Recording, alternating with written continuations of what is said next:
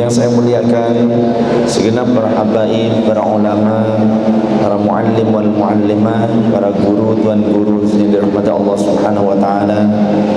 Yang saya hormati segenap unsur perwakilan dari Forkopimda Kalimantan Timur, wabil khusus untuk Kota Balikpapan. Semoga Allah Subhanahu wa taala meneguhkan orang tua kita sekalian, para pemimpin kita, agar tetap terus bisa mengayomi rakyat, mengayomi masyarakat, wabil khusus kaum muslimin, agar Balikpapan menjadi kota yang tamadun, kota yang bagaikan kota Madinah.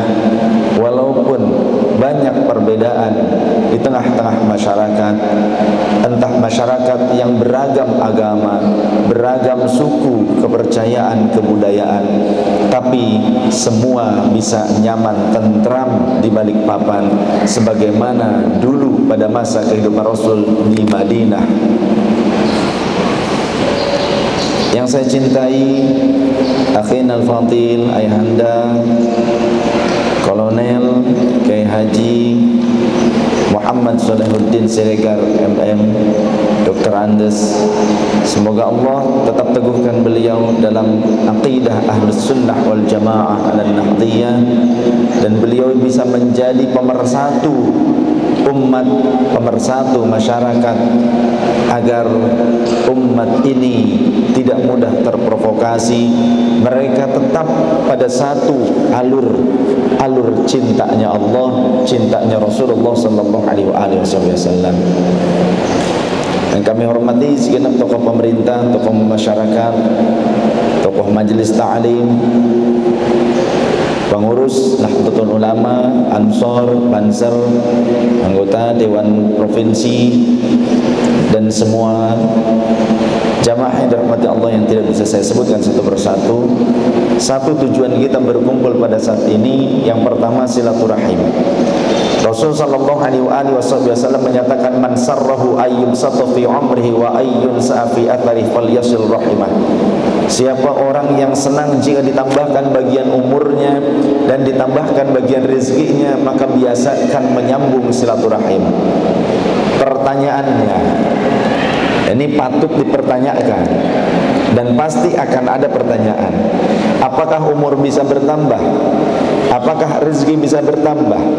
Sedangkan ada dalam satu hadis di mana ketika manusia berupa janin, maka Allah akan mengirimkan dua malaikat untuk menentukan umurnya, masa hidupnya, menentukan berapa banyak rezekinya, menentukan bagaimana bahkan sampai ke akhir hayatnya. Apakah dia termasuk orang yang sa'idan, orang yang selamat, atau justru orang yang akan celaka di akhir hayatnya.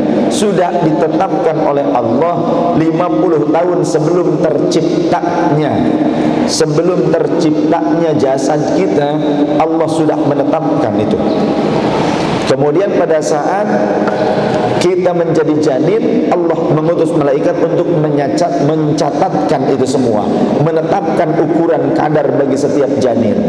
Nah, seolah-olah kontradiktif antara hadis Rasul yang menyatakan umur dan rezeki bisa bertambah, tapi di hadis yang lain kok ternyata semua itu sudah ada ukurannya. Kalau kita hanya berupaya untuk memahami hadis dan ayat Quran secara tekstual, kita tidak akan mampu untuk mengetahui substansi atau maqasid yang sesungguhnya. Maka penting sekali kita mempelajari berbagai cabang ilmu untuk bisa melakukan istinbat, mana yang rajih, mana yang am, mana yang khas, mana nasikh mansukh, mansukhul ayat bil ayat, mansukhul ayat bis sunnah, mansukhul sunnah bil ayat, mansukhul sunnah bis sunnah. Usul fikih yang harus kita pelajari, asbabun nuzul ayat, asbabul wurud hadis. Jadi kita tidak asal untuk menetapkan satu kesimpulan. Kita berfatwa, berstatement tidak akan asal. karena memang berfatwa bukan hak kita yang awam, tapi itu adalah bagian orang-orang yang kompeten, para ulama mujtahid.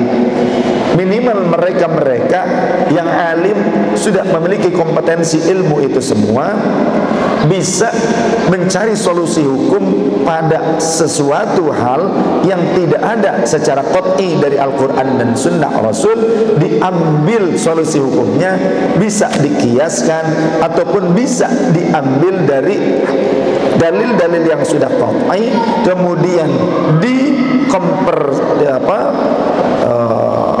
dikonversikan, ditimbang, maka kita akan mengetahui mana yang lebih arjah. Qaul itu ada qaulul arjah, ada qaulul mu'tamad, ada qaulul asah, ada qaulul masyhur. Tidak sama, kedudukannya tidak sama. Maka dalam menimbang hadis pun begitu. Kita perlu ilmu hadis, dari mulai mustalahatul ahadits, kemudian juga tentang rijalul haditsnya. Kita harus menimbang dari berbagai sudut. Hadits yang pertama menjelaskan bahwa kata Rasul, umur dan rezeki bisa bertambah.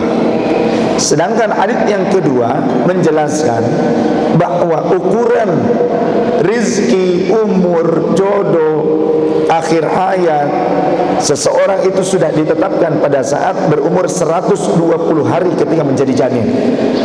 40 hari gumpalan darah, 40 hari berikutnya menjadi gumpalan daging, 40 hari berikutnya disempurnakan penciptaannya menjadi sebuah janin. 40 hari pertama nutfah dulu.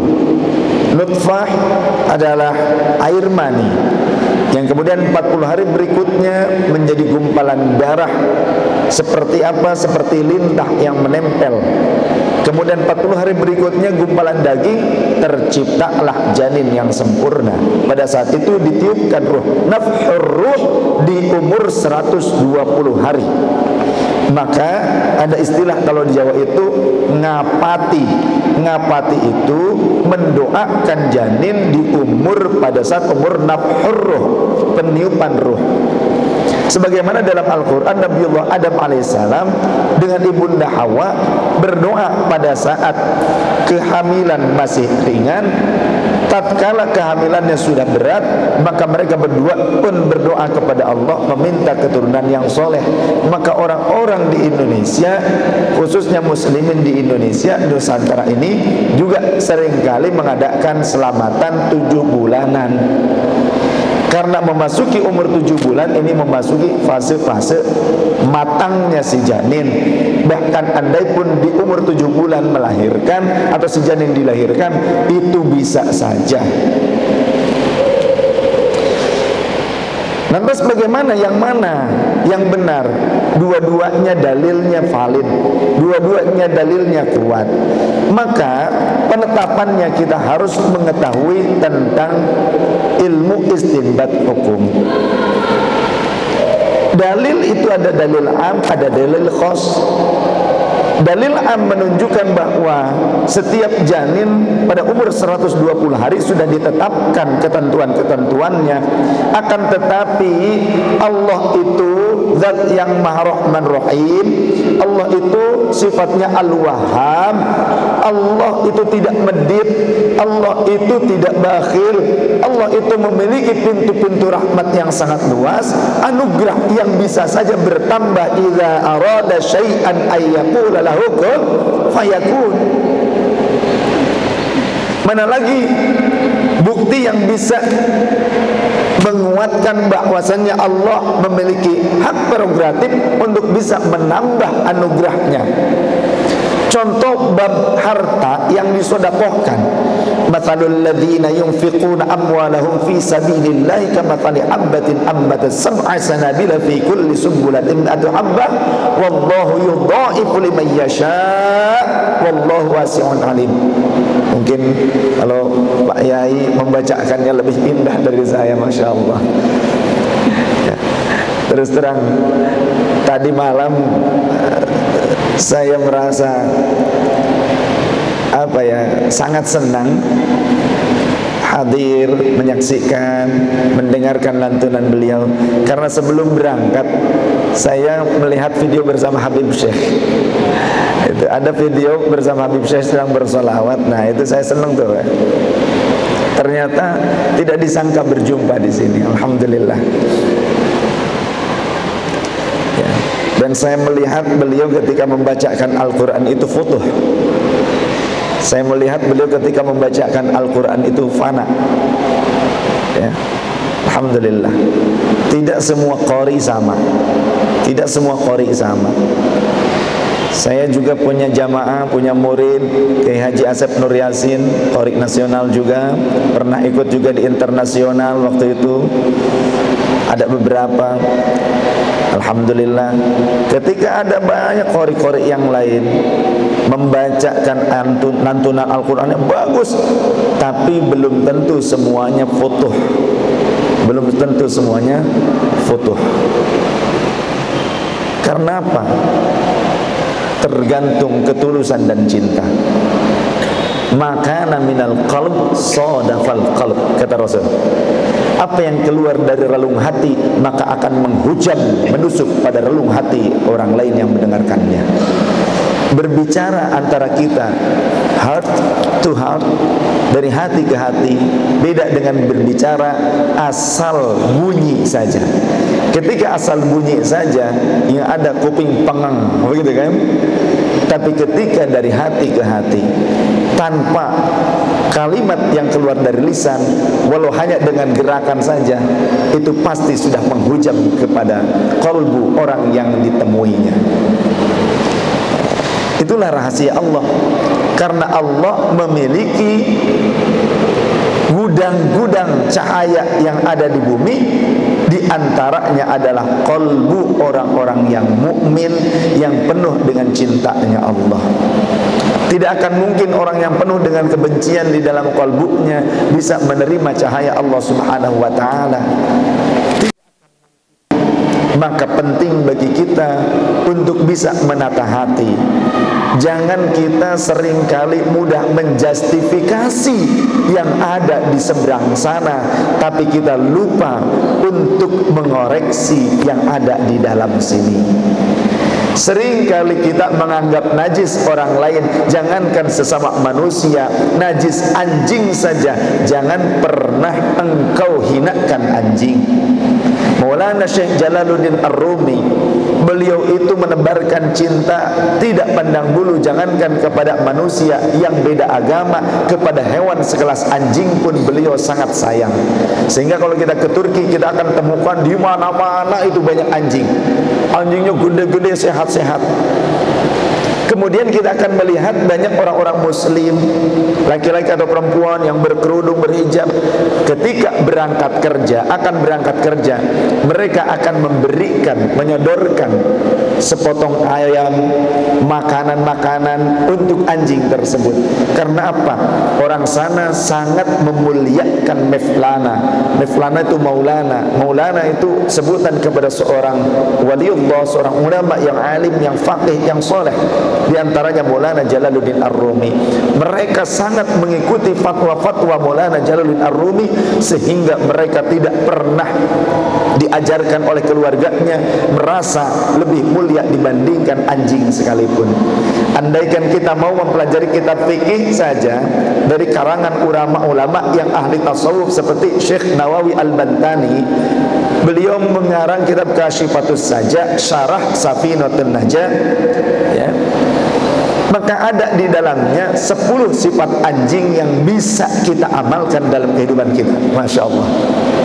Ternyata kita itu belajar bukan hanya kepada manusia, kepada anjing pun kita bisa belajar. Ya Allah. Maulana Jalaluddin Ar-Rumi berkata, najis anjing bisa dihilangkan dengan 7 kali basuhan, salah satunya dicampur dengan tanah.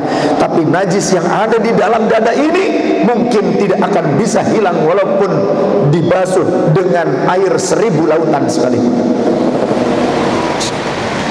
Maka penting bagi kita untuk bisa mengkaji diri, ngaji diri.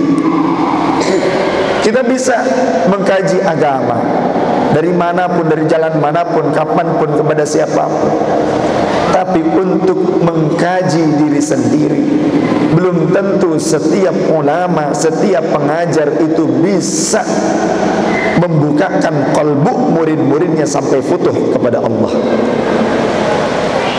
Hanya para awliya Allah yang bisa melakukannya. Bahkan para awliya Allah tidak dengan ucapan pun, dengan makanan mampu untuk membuat futuh murid-muridnya. Ta'adud bin Nikmah, saya ingin cerita Sayyid Ahmad Zakaria, ayah dari kakek saya. Sedikit saya cerita terlebih dahulu hikmah, karena inda dzikris sholihin tanzilur rahmat. Ketika diceritakan orang-orang soleh, maka bercucuran rahmat Allah. Mudah-mudahan dengan kisah eyang saya, Allah turunkan rahmat. Saya punya eyang, ayah dari kakek. Kakek saya namanya Sayyid Muhammad Ali Hasan, punya ayah Sayyid Ahmad Zakaria. Sayyid Ahmad Zakaria punya murid, salah satunya Syekh Yasin Al-Fadani di Makkah. Yang saya Sayyid Ahmad Zakaria itu pengajar di Masjidil Haram selama 17 tahun. Hidup di wilayah Arab itu 21 tahun, termasuk di Baghdad, kemudian juga di Persia, di Mesir juga. Syekh Yasin Al-Fadani sangat kagum kepada beliau. Tapi sosok Sayyid Ahmad Zakaria itu bagaimana sih? Yang saya belum bisa mengikuti beliau. Yang saya punya pakaian cuma satu setel doang. Jadi kalau nanti dicuci, beliau akan berendam di kali. Pakaiannya disimpan di atas batu, berendam di kali sampai agak anyep-anyep baru dipakai lagi. Apakah tidak ada murid yang memberikan pakaian? Ada. Dipakai 3 hari, beliau cuci, beliau setrika sendiri, dihadiahkan kepada kaum muslimin. Tetap beliau hanya menggunakan satu setel. Ketika ada yang memberi sandal itu kalau di kampung sandal kayu ya. Sandal kayu itu ada yang pakai ikatan kulit, ada yang tanpa ikatan kulit, tapi ada seperti bidak catur buat digapit di jempol. Nah, kalau pakai ikatan kulit itu namanya bakiak.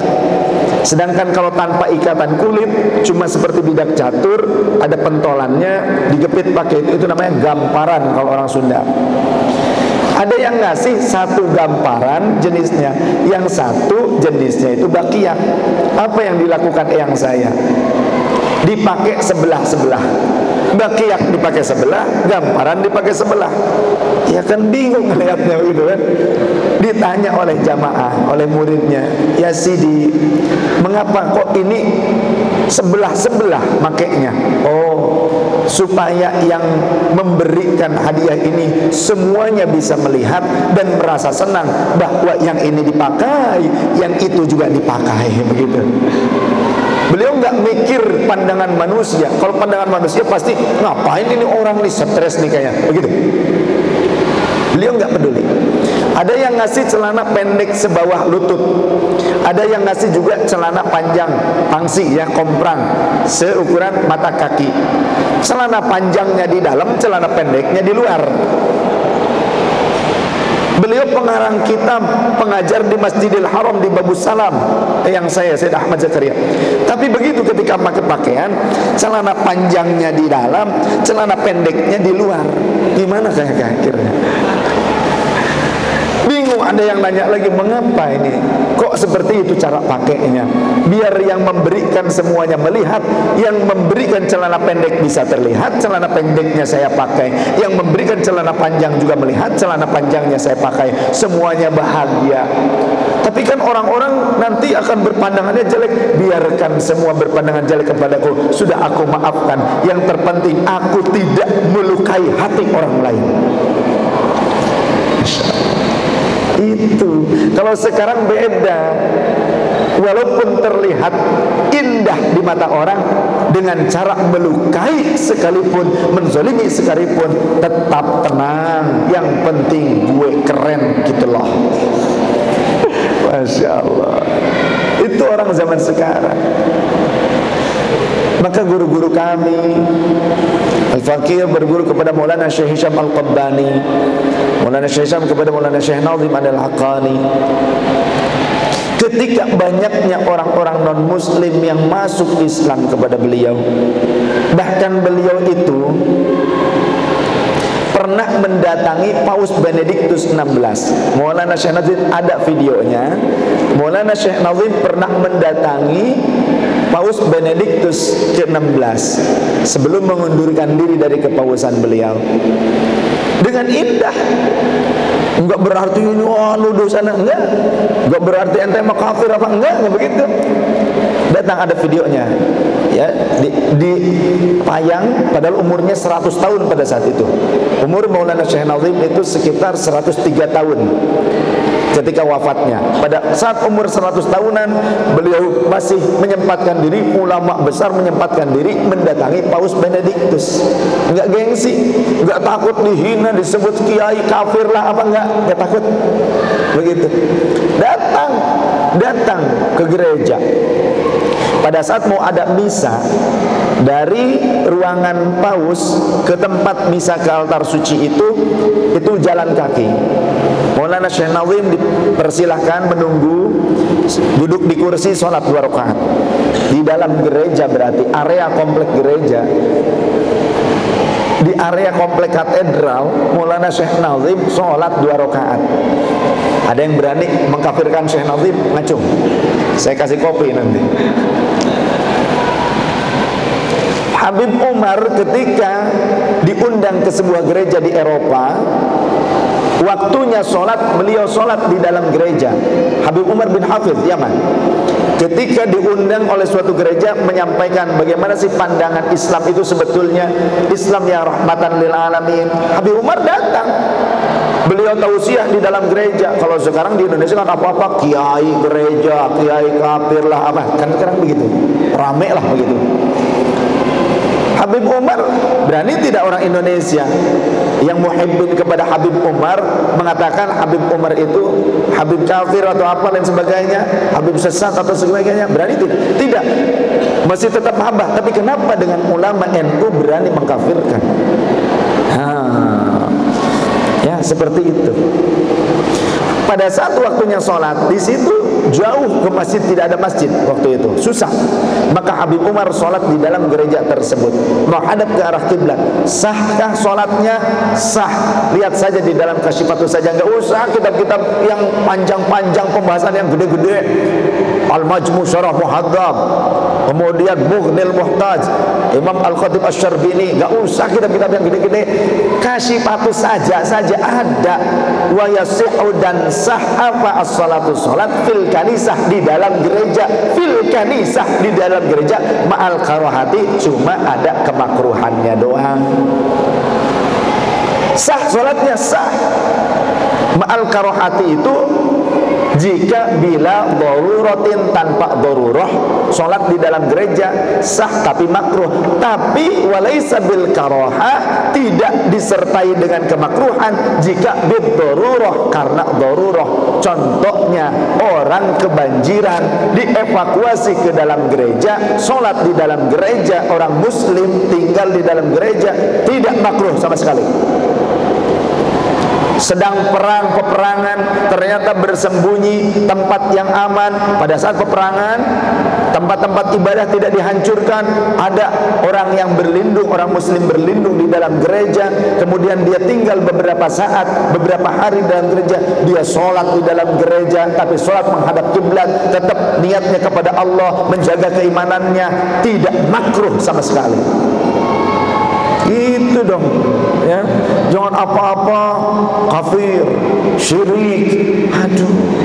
Ini ucapan-ucapan ini bukan hanya dilontarkan kepada orang non-muslim, tapi sekarang dilontarkan kepada orang muslim. Maka tadi malam saya bilang, ada orang non-muslim berkata, kenapa sih orang muslim itu selalu bilang kami ini kafir, kata begitu. Kami itu tersungging, tahu begitu, tersungging. Saya bilang, Om, Saya kan bertetangga dengan non muslim, dempetan temboknya. Ketika pengajian di rumah saya, beliau gelar karpet dan terpal. Ketika ada kebaktian di rumah beliau, saya yang ngatur parkir dan jaga parkiran. Kan keren kalau begitu kan, mantep begitu. Tapi tanpa 2000, tanpa, nggak gratis. Nggak pakai 2000. Akhirnya bilang gini, jangankan anda belum seberapa dibilang kafir. Nah kami ini yang muslim, sama-sama muslim, itu komplit, bukan cuma dibilang kafir oleh sesama muslim, dibilang selain kafir, PKI, liberal, Syiah, sesat, ahlul bid'ah, macam-macam, lengkap kita ini. Akhirnya, oh kalau begitu mendingan saya dong ya, gak mau jadi Islam, kenapa? Kalau jadi Islam malah lebih lengkap lagi katanya tuduhannya, mendingan jadi non muslim aja, cukup disebut kafir katanya begitu. Aduh, akhirnya orang pada gak mau masuk Islam karena orang Islamnya mudah kopar kafir, sesat, liberal, Syiah dan sebagainya. Itu ditujukan bahkan kepada saudara muslimnya sendiri, bagaimana kepada orang non muslim. Akhirnya kalau zaman dulu Wali Songo dan para wali yang datang ke Indonesia, ke Nusantara mengislamkan non muslim, saat ini banyak orang muslim mengkafirkan sesama muslim. Masya Allah. Aduh, kita ini dieliminasi dari agama Islam ini, dari saudara muslim tereliminasi. Karena apa? Kadang cuma karena beda pilihan, beda furu'iyah. Ini mah ada lagi, hanya karena beda pilihan pilpres. Memang orang yang sulit dinasihati itu dua. Yang satu orang yang sedang gila cinta, satu orang yang gila cinta, mau diomongin segimanapun sulit untuk nerima, betul. Yang keduanya orang gila pilpres gitu.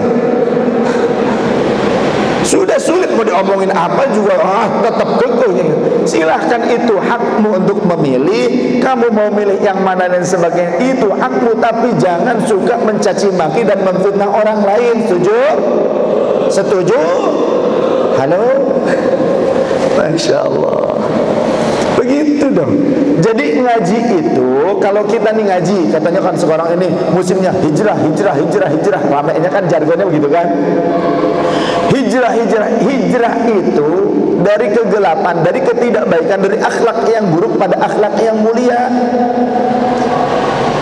Kita mengikuti suri tauladan Rasulullah, bagaimana akhlaknya itu mulia, bukan dengan jargon hijrah malah semakin beringas. Jargonnya hijrah maka semakin menjadi, justru malah yang difitnahnya sesama saudara muslimnya. Kalau kita merujuk kepada Rasul sallallahu alaihi wasallam, Rasul punya pembantu seorang Yahudi, pemuda Yahudi. Rasul punya pembantu seorang pemuda Yahudi. Rasul gak pernah maksa-maksa, kamu masuk Islam ya, gak pernah begitu, enggak.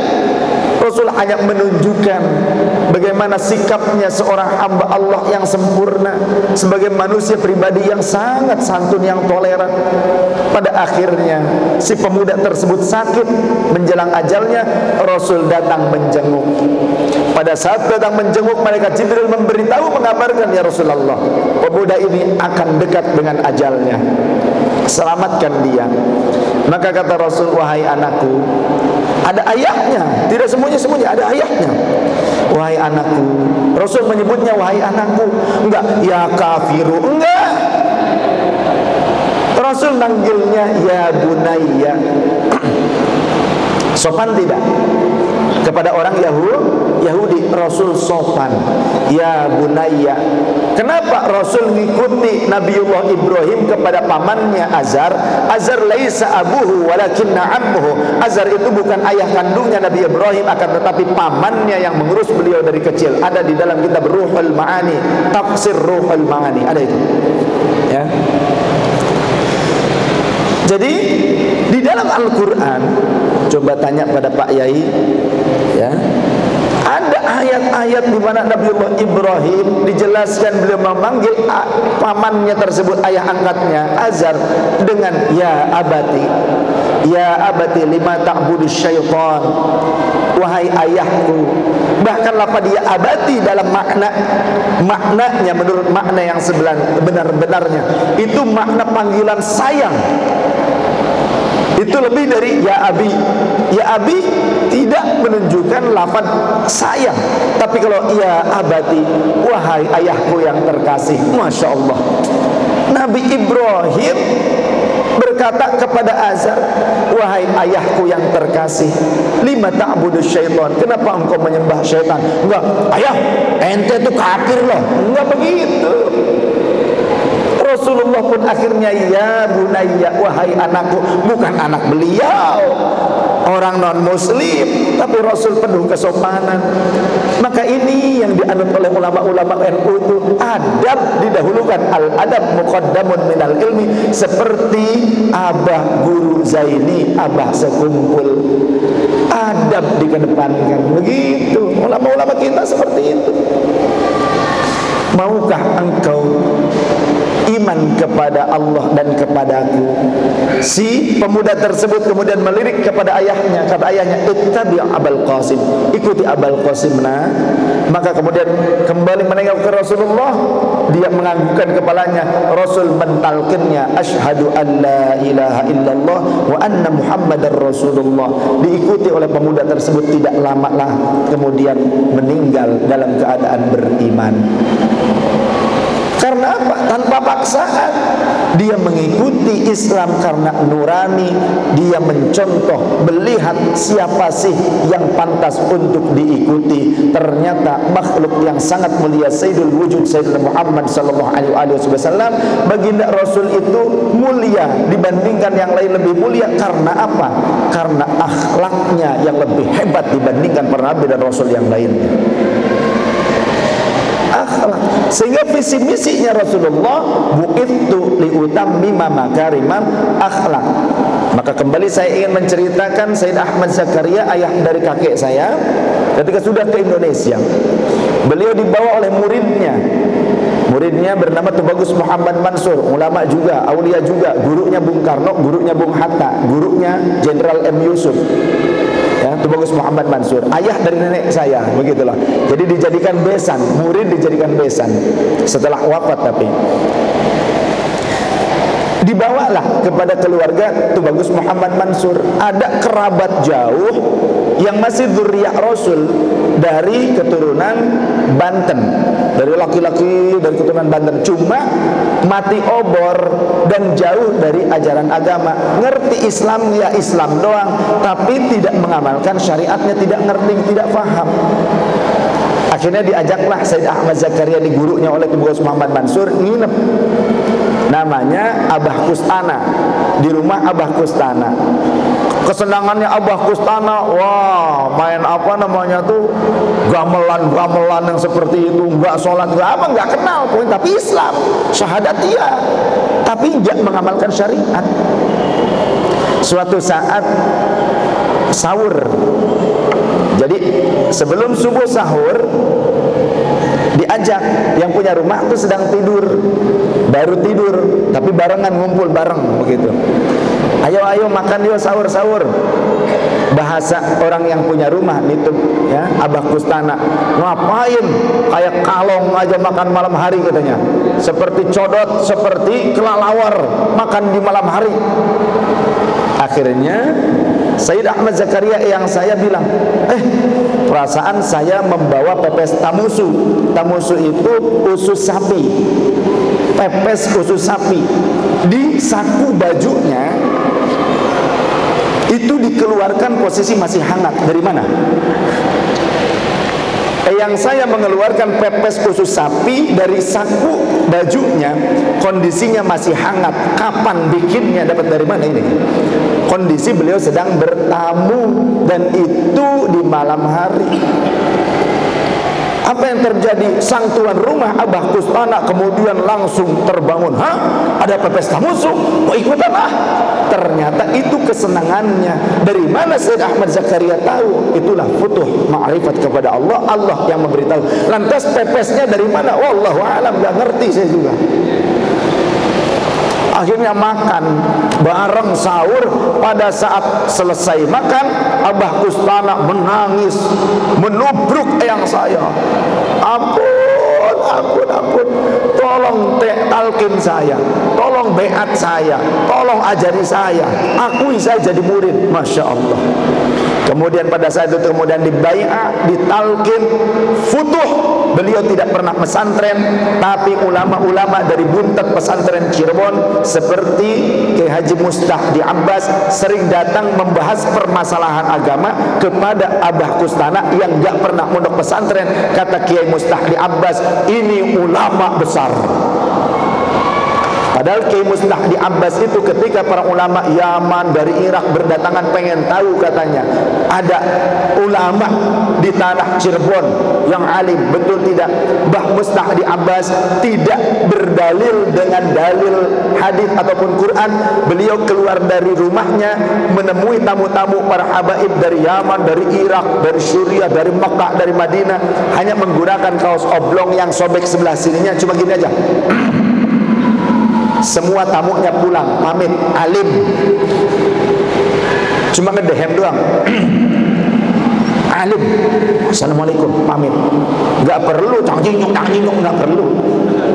Tuh, wali itu begitu, ya, alim ya wali. Ketika ada seorang wali di alun-alun keraton Kesultanan Cirebon, namanya Wali Yasin. Beliau itu pengamal Yasin Fadilah sampai menjadi wali, tapi bukan ulama. Orang yang senang wiridan, orang yang senang membaca Quran, diantaranya Yasin Fadilah sampai disebut Wali Yasin. Wah, karomahnya terkenal. Oh, di alun-alun, tengah-tengah alun-alun sering orang berdatangan. Ditanya, Bah, lebih tinggi mana antara wali dengan ulama? Kata beliau, wali, kepala ulama di bawah kaki wali, katanya begitu. Kata Wali Yasin. Suatu ketika Mbah Mustahdi Abbas mengisi khutbah Jumat di masjid peninggalan Wali Songo, Masjid Sang Cipta Rasa di depan Kesultanan Cirebon.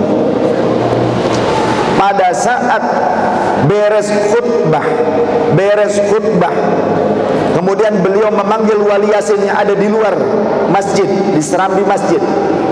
Yasin, Wali Yasin, kemari. Dipanggil ke depan mihrab, ke sini, belum melaksanakan sholat. Selesai khutbah mau melaksanakan sholat di hadapan semua jamaah sholat Jumu'ah. Beres turun khutbah mau sholat Jum'ah, manggil Wali Yasin, kemari, datang. Ada apa? Nunduk, diam. Nunduk, diam. Diinjak kepalanya oleh Mbah Mustahdi Abbas. Wali di bawah ulama. Masya Allah. Padahal Mbah Mustahdi Abbas gak pernah mendengar langsung tentang ucapan dari Wali Yasin. Futuhnya, ma'rifatnya Mbah Mustahdi Abbas tahu ini wali songong, begitu. Maka kita juga jangan songong, baru bisa debus, ternyata kita malah mencaci maki ulama. Kan ada sekarang, baru bisa debus aja sudah mencaci maki ulama, baru punya keanehan sedikit bisa jadi itu istidraj. Maka tolong, dengan siapapun jangan kita mengkerdilkan, jangan kita menyepelekan. Bisa jadi yang kita pandang sepele ternyata justru lebih mulia dibandingkan kita. Dan ulama yang alim, yang soleh, mengamalkan ilmunya, berakhlakul karimah, bisa jadi dia mencapai derajat kewalian. Bahkan wali-wali yang memiliki derajat yang tinggi itu dari kalangan ulama. Wali yang tinggi derajatnya itu dari kalangan ulama. Jadi wali yang tidak alim itu di bawah wali yang ulama. Kalau wali yang alim itu, yang ulama, nanti menjadi walinya itu pimpinan wali-wali. Ada satu kelompok wali apa, Abdalkah, Awutadah apa, bisa jadi pimpinan-pimpinannya kalau yang ulama. Ya. Ternyata seperti itu cara membuat futuh. Sayyid Ahmad Zakaria yang kami, dengan izin Allah tentunya, idza arada syai'an ay yaqula lahu kun fayakun, membuat futuh seseorang yang belum belajar agama sampai paham dengan urusan syariatul Islam, fikih lah, tauhid lah, ilmu kalam apa, faqih, hanya karena dengan diberi makan pepes usus sapi. Sayangnya saya tidak menemui kehidupan eyang saya. Saya coba menemui kakek saya. Kakek saya madzhub. Setelah beliau punya anak 5, berbaiat thariqah kepada mertuanya yang juga murid dari eyang saya sendiri, dari ayah kakek saya, madzhub kakek saya. Jadi eyang saya membawa kitab sekian banyak, dibakar serumah-rumahnya. Karena apa? Saya baru tahu ternyata kitabnya eyang saya yang ada tulisannya itu seringkali membuat orang futuh dan disayembarakan. Termasuk Syekh Tubagus Ahmad Bakri Mama Sempur, itu murid eyang saya ketika di Mekah. Ke Indonesia beliau punya pesantren di Sempur di Purwakarta. Seringkali didatangi oleh eyang saya, santri-santri yang sudah punya pesantren didatangi. Nanti pinjam kitab santrinya tuh, ya Syekh, ya Sidi, punya kitab anu ada. Eyang saya kalau bertamu tidak masuk ke rumah, di halaman, ngampar sorban di bawah pohon. Jadi yang punya rumahnya keluar, nemenin di luar, Pak Bro. Nanya punya kitab anu, punya, di mana? Nih, dari keteknya begitu keluar kitab. Kalau kita kan begini, bulu ketek yang ada. Nah, itu bedanya antara walinya Allah dengan wali kambing, itu beda. Kalau kita nih wali kambing gitu ya. Apa itu wali kambing? Obat racun tikus, mematikan. Kalau kita nih bulu keteknya tuh beda dengan bulu ketek semar gitu. Beda. Kadang tidak seperti itu, langsung ambil dari ini. Ini angin nih, area pelataran rumah. Ada nih, ada saja kitabnya. Tuh. Beres ngaji yang saya mendapatkan hikayat langsung dari santri-santrinya yang pernah nyantri yang saya ketika mudanya. Kemudian saya ketika remaja pernah berjumpa dengan para ulama sepuh tersebut, bercerita dulu amak mondok di eyang kamu. Sering kali eyang kamu kalau mau ziarah kemana, silaturahim kemana, beres pengajian ngajak murid-muridnya semuanya pegangan pundak. Pegang pundak, yang belakang saling pegangan begitu ya. Merem. Tidak pakai lama kemudian melek sudah ada di lain provinsi. Itu yang saya begitu. Kata Kiai Adang, amak dulu ya, maklum masih kecil, pengen tahu sebelum disuruh melek udah melek duluan. Pengen tahu ada di mana sih pas merem itu gitu. Pas merem beliau belum disuruh melek, malah melek sendiri. Ternyata ada di awang-awang. Saking takutnya, pegangan lagi, merem lagi, takut jatuh. Melek, kata yang saya. Sudah melek, yang saya kemudian berputar, berbalik ke arah santri, mengambil sorbannya, dipukul. Dasar anak bandel, tahu santrinya di belakang itu ada yang melek, tahu. Oh, ya, wali mah begitu. Dengan sebab apa? Ketakwaan yang terjaga, yang fardunya dijaga, yang sunnahnya juga dijaga. Dan wali-wali itu adalah agen penyebar rahmatnya Allah. Jangan kita menyebarkan kebencian, menyebarkan rasa takut di masyarakat. Justru kita ini harus menjadi penyebar cintanya Allah. Jangankan kepada manusia, walaupun non muslim, kepada hewan sekalipun kita harus sayang. Begitu. Makanya kalau wali dulu, singa, macan, lulut, tunduk. Kenapa? Malu. Iya kan? Yang kalau sekarang istrinya saja sendiri nggak tunduk-tunduk, begitu ya kan? Beda. Kalau wali dulu, ya macan, ya singa tunduk. Sekarang istri sendiri aja nggak bisa tunduk, begitu. Nah, itu karena apa? Karena kitanya tidak tunduk kepada sang penguasa jagat raya Allah Ta'ala. Ada dalam satu hadits qudsi, Allah Subhanahu wa Ta'ala berfirman, "Man adali waliyan faqad adzantuhu bil harbi." Siapa orang yang menyakiti waliku, kekasihku, maka aku kobarkan perang kepada mereka. Kemudian Allah melanjutkan kalimatnya, Wa ma yazalu 'abdi yataqarrabu ilayya ahabbu ilayya illa mimma aftaradtu fihi atau alaihi. Tidak ada yang aku senangi, lebih aku senangi yang dilakukan oleh hambaku, yang ia lakukan tujuannya untuk mendekatkan diri kepadaku, tiada lain kecuali apa yang telah aku fardukan kepadanya. Jadi Allah akan menerima penghambaan yang paling utama itu apa yang Allah fardukan. Sholat fardunya, puasa yang wajibnya, zakatnya, hajinya, harus diamalkan, yang fardunya dijaga. Jangan ngaku makrifat tapi enggak sholat, ngaku makrifat enggak mau puasa Ramadan. Bukan makrifat, meripat itu namanya. Kemudian wa ma yazalu 'abdi yataqarrabu ilayya bin nawafili.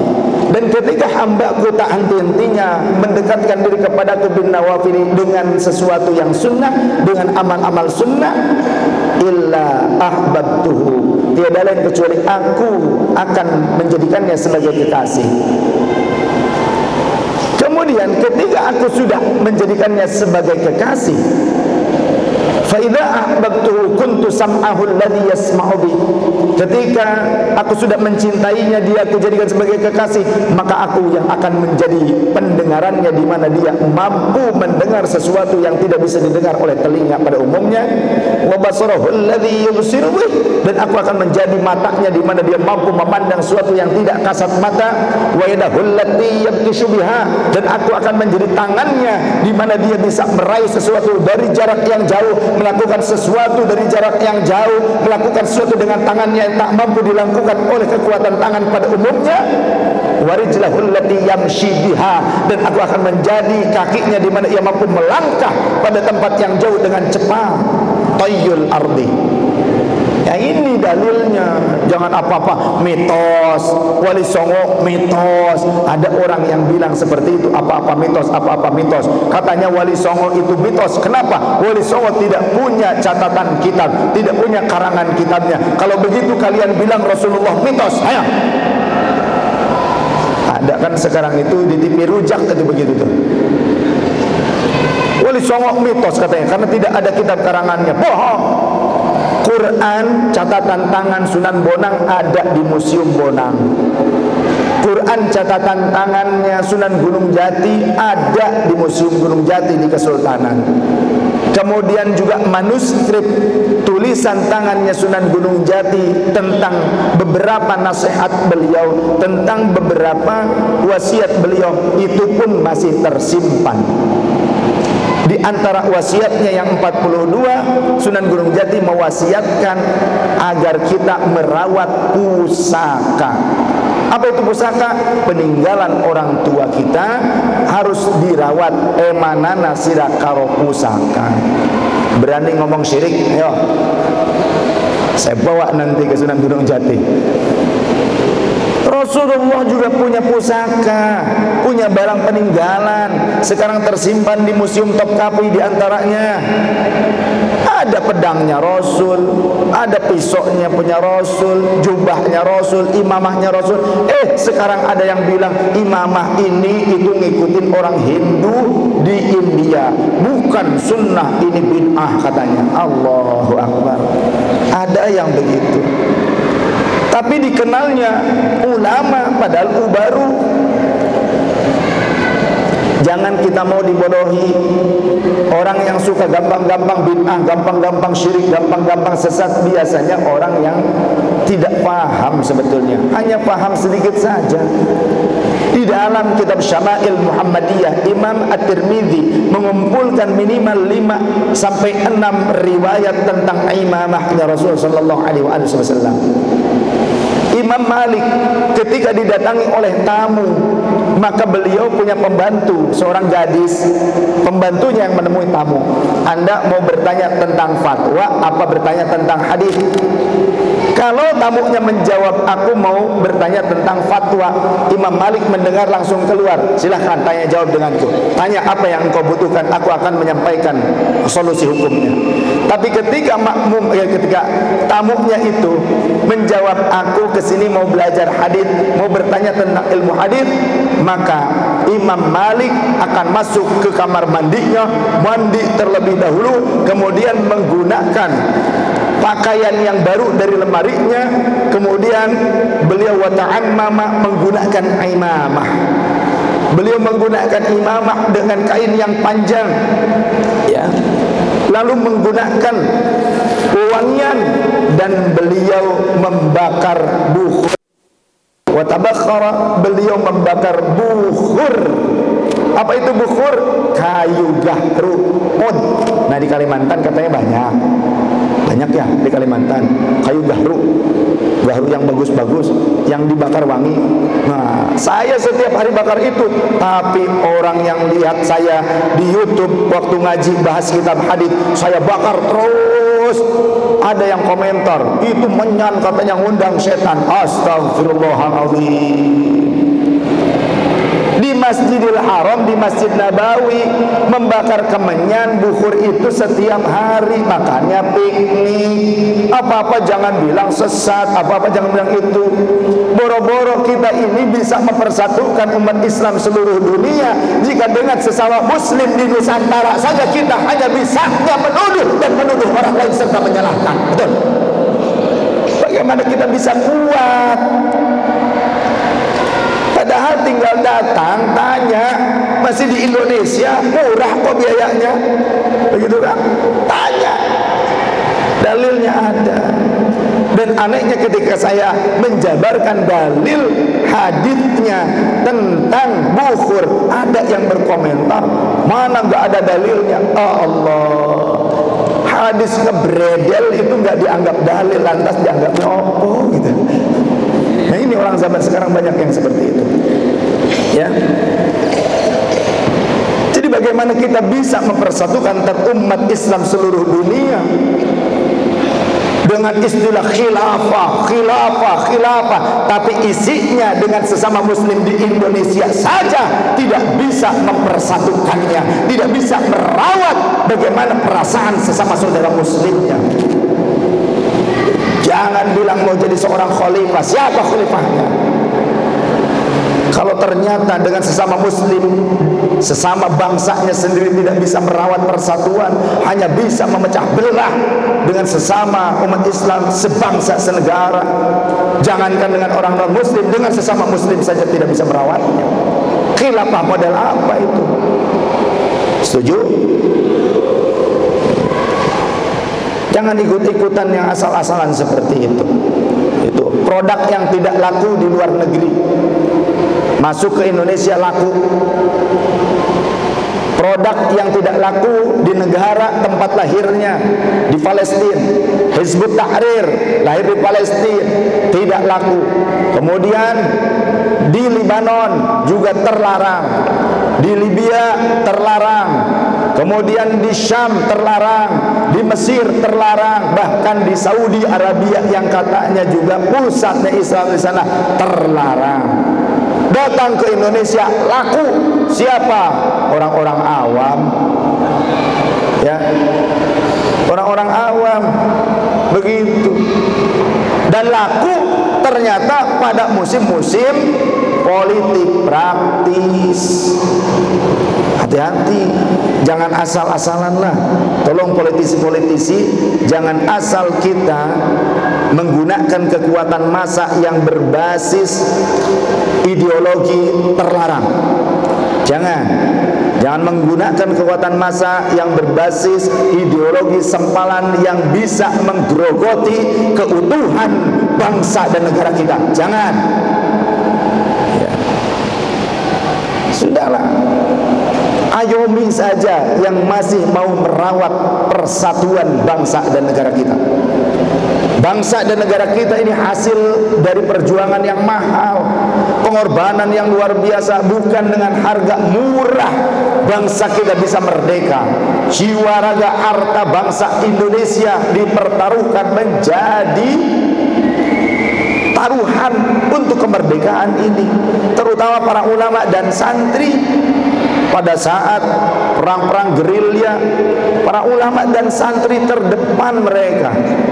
Bahkan pada masa pemberontakan pun, pemberontakan DITII, ulama dan santri pesantren banyak yang diserang.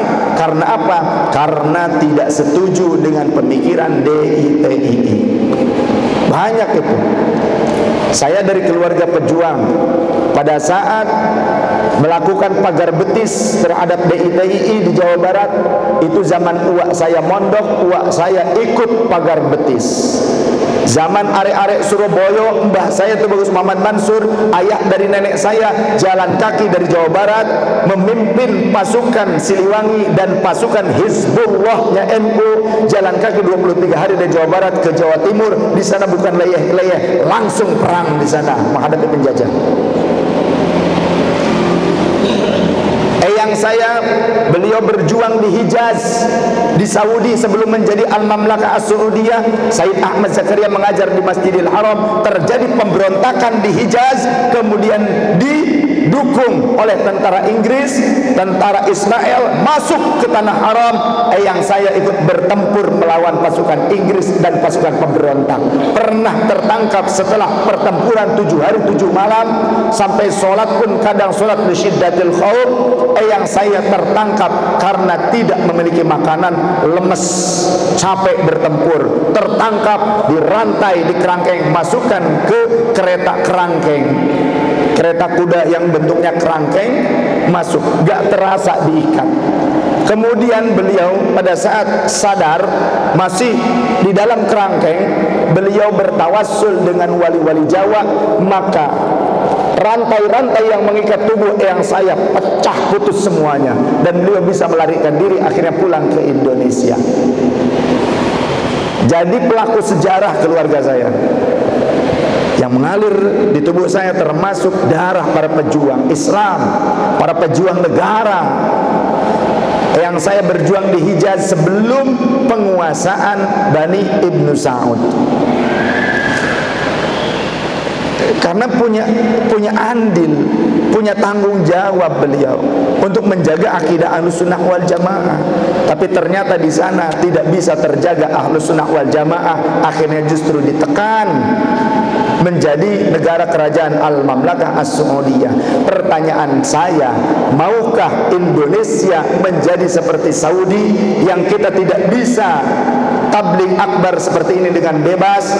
Di Saudi tidak bisa mengadakan tabligh akbar di luar, pakai panggung, kemudian pakai sound system, tidak bisa. Tidak ada di sana. Katanya negara Islam. Jadi kira-kira lebih Islam mana dengan Indonesia? Tapi kok ada istilah kriminalisasi mendikiti ulama gitu. Kita ini bebas tabligh akbar di Indonesia, bebas kan? Pengajian, tahlilan, zikiran, la ilaha illallah, la ilaha illallah, hadrohan, solawatan, bebas. Haflah tilawatil Quran, kan ada selalu itu, bebas, terbuka. Di Saudi tidak bisa seperti itu. Sejak penguasaan Wahabiyah, penguasaan Ibnu Saud, cucunya yang akhirnya, sebelumnya Muhammad bin Saud tidak berhasil melarikan diri ke Mesir, kemudian ditangkap, dihukum mati di Riyadh, di Najd. Kemudian dilanjutkan oleh cucunya Abdul Aziz bin Saud, bekerja sama dengan Israel, kemudian mendatangkan tentara Inggris juga, maka berhasil penguasaan Hijaz. Syarif Hussein, raja yang sah pada saat itu, masih bagian dari Kesultanan Turki Utsmani, ditangkap, dibuang ke sebuah lembah yang sekarang menjadi negara namanya Yordania. Ulama-ulama Ahlussunnah wal Jamaahnya dibantai.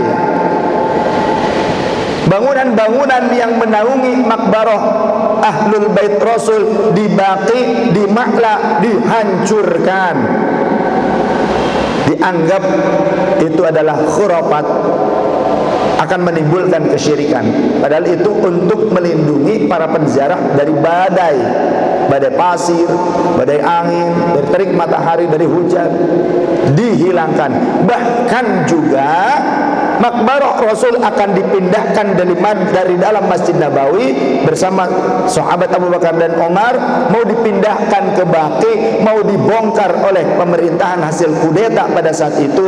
Semua umat Islam di dunia bergejolak. Banyak ulama-ulama dari berbagai negeri menyatakan protes kepada pemerintah hasil dari kudeta. Di Saudi pada saat itu tidak bergeming pemerintah, tetap dengan tujuannya akan membongkar makbarah Rasul. Tapi ada utusan dari NU, itu murid-murid dari Mbah Hasyim Asy'ari, Mbah Wahab Hasbullah dengan 8 teman yang lainnya yang disebut dengan Komite Hijaz, datang ke Hijaz ke sana, kemudian bertemu dengan raja, menyatakan nota ketidaksetujuan, menyatakan protes keras terhadap pemerintah yang akan memindahkan makbarah Rasul dari dalam Masjid Nabawi. Jika pemerintah penguasa Arab tetap akan melakukan hal itu, kami tidak menjamin jika Anda akan bisa tetap berkuasa di negeri ini. Kami tidak menjamin jika gejolak umat Islam dunia akan bergejolak di negeri ini. Akhirnya ancaman dari NU diterima, diperhatikan, dan diurungkan niat pembongkaran makbarah Rasul berkat Komite Hijaz NU. Karena NU enggak cuma, ulama NU enggak cuma pinter untuk diplomasi secara lisan, tapi diplomasi yang paling hebatnya adalah kepada Allah Jalla Jalaluh. Diplomasinya istighatsah.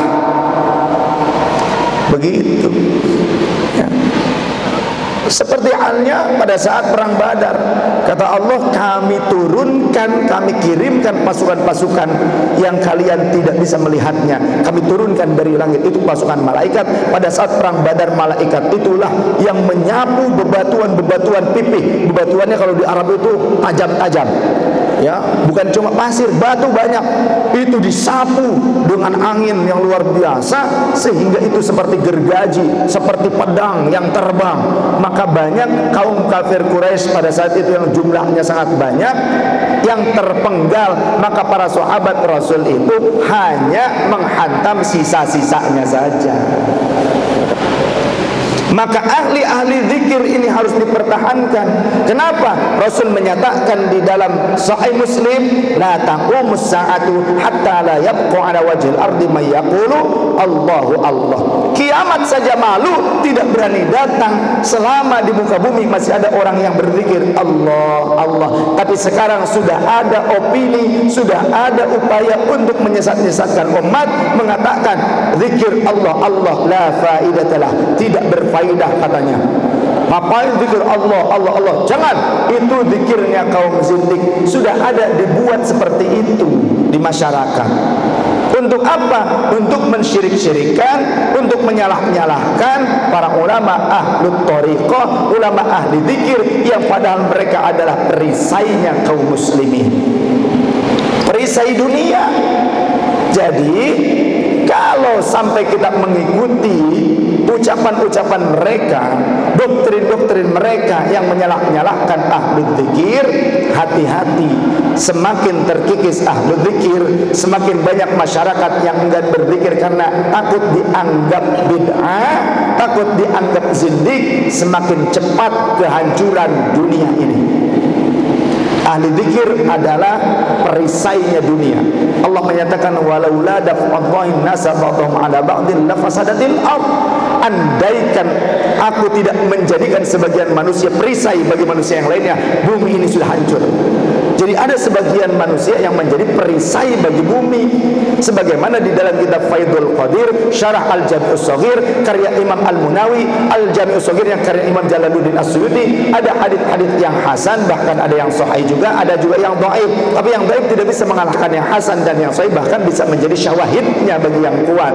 Ada keterangan tentang 30 atau 40 rajulan, ya, ada 40 atau 30 laki-laki atau manusia yang dengan wasilah mereka bihim turzaquna, dengan wasilah manusia tersebut kalian diberikan rezeki oleh Allah, wa bihim tungsoruna, dengan wasilah mereka kalian diberikan pertolongan. Tuh, ternyata Allah memiliki pintu-pintu rahmat yang sangat luas, tidak hanya sebatas yang ditetapkan bagi janin di umur 120 hari. Allah masih memiliki pertolongan yang sangat luas, Allah masih memiliki rahmat yang sangat luas, Allah masih memiliki tambahan rezeki yang sangat luas, Allah pun masih memiliki kadar tambahan umur bagi siapapun yang Allah kehendaki. Itu bisa saja. Seperti Nabiullah Khadir alaihissalam diberikan umur yang panjang, Nabiullah Ilyas alaihissalam diberikan umur yang panjang, Nabiullah Isa alaihissalam diberikan umur yang panjang, Imam Mahdi diberikan umur yang panjang. Bisa kan ada ayat dalam Al-Quran, idza jaa ajaluhum la yastakhiruna sa'atan wa la yastaqdimun. Wallahu wa rasul an nabi murid wa makna. Jika ajal sudah datang maka tidak ada seorang pun yang mampu memajukan atau memundurkannya. Ini dalilnya untuk umum, am, dalil am. Secara umum ya, tapi ada dalil khas. Tadi diantaranya dengan silaturahim. Ada lagi di mana Rasul menyatakan la yaruddul qada'a illa du'a. Tidak ada yang bisa merubah qada kecuali doa. Artinya qada itu juga ada yang bisa berubah. Maka konsep qada itu ada dua macam.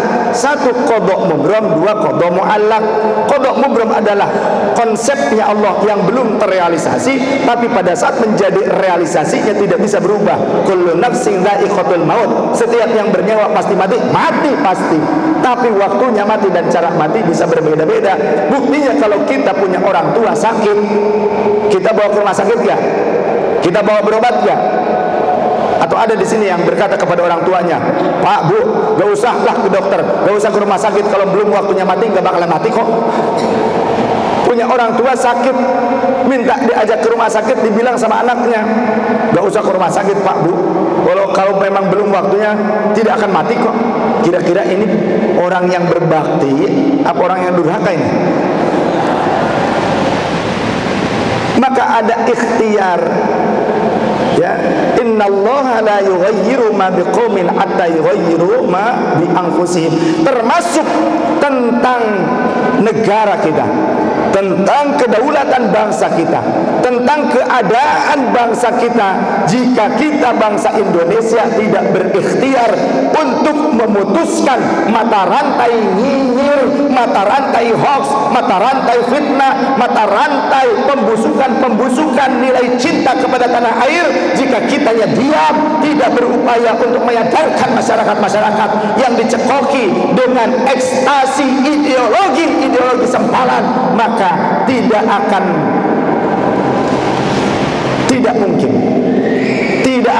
mungkin.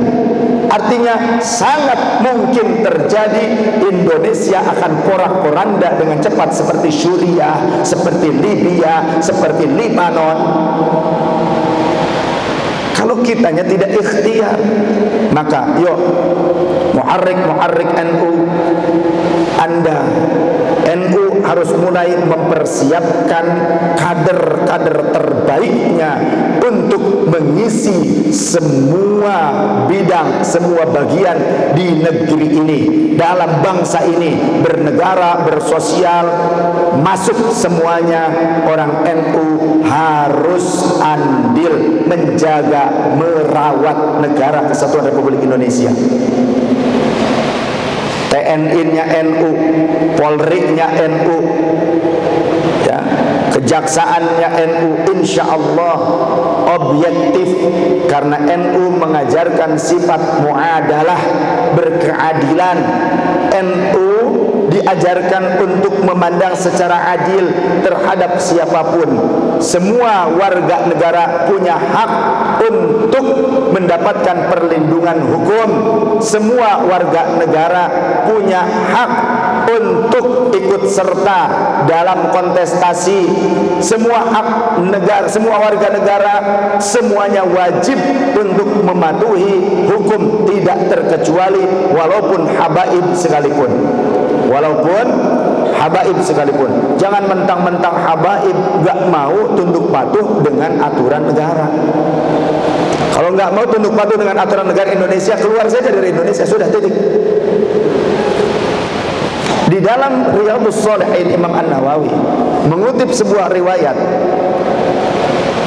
di mana anna Quraisyan qad ahammahum sya'nul mar'atil makhzumiyyati sarqat.